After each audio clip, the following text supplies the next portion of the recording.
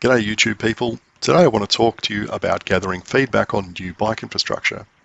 I got this idea when I was having a look at the newly built Eric Street shared path in Cottesloe. I recently published a video with my opinion on how it could be improved. The thing is, that's my opinion only. I don't claim to speak for all cyclists or even a group of cyclists. It's just me mouthing off about my thoughts.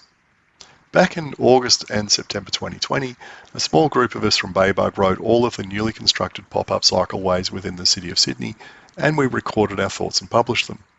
That was more useful than just me talking because we got a range of opinions on each cycleway. We should really do that more often. Now, I was about to head home from going to the beach when I spotted a couple of casual-looking bike riders coming the other way. I could tell they were casual because the bloke wasn't wearing a helmet and both were carrying beach towels. To me, they looked like part of the ideal user group for this path. So on the spur of the moment, I did a U-turn and I then chatted with the lady all the way down to the beach. That took about 2.5 minutes, and that was long enough for me to extract some interesting information from her. I had no intention of interrogating this couple or anyone else, so I didn't have any prepared questions. We just talked about the path and how they were using it and anything that came into my head. So, this was their second time riding to the beach along the shared path. And if I remember correctly, she thought the path was sufficiently wide, constructed well, and was a much more relaxing way to get to and from the beach than the way they did it previously. For me, this was the most interesting bit. They live in Swanbourne and used to ride to Cottesloe Beach along Marine Parade. She thought that riding on the road was way too stressful and dangerous, and didn't like riding on the footpath because she'd been abused by pedestrians in the past. Using Eric Street was much better.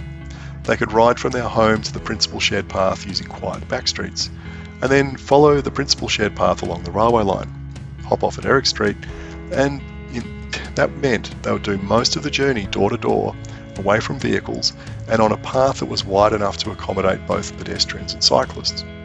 No more abuse from pedestrians, no more angry drivers. In short, the shared path made this regular trip to and from the beach much more relaxing for both of them. Well, this means we now have the opinion of two people on this path, me and her.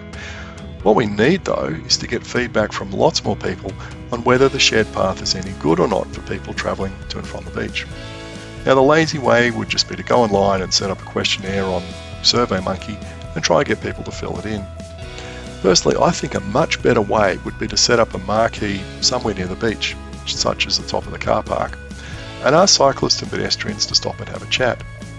Now, if they turn up on a bike, you could offer them a voucher for free coffee at local cafes such as Little Sub, Longview or Barchetta. The only proviso is that they must have walked, cycled or scooted on the path before answering any questions. Heck, you could even see if any of them would be willing to be filmed answering questions, or even ride side by side with the more adventurous and do a question and answer on the bike. I believe this would be useful because all Cottesloe councillors and staff have heard for the last 6 months is very negative feedback from some residents, particularly via the Subiaco Post.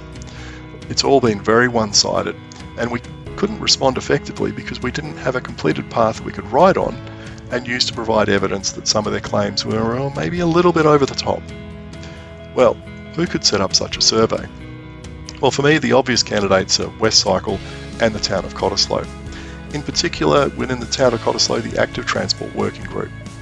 Now, the Active Transport Working Group really should be gathering feedback so that they can use that feedback when planning and implementing future projects.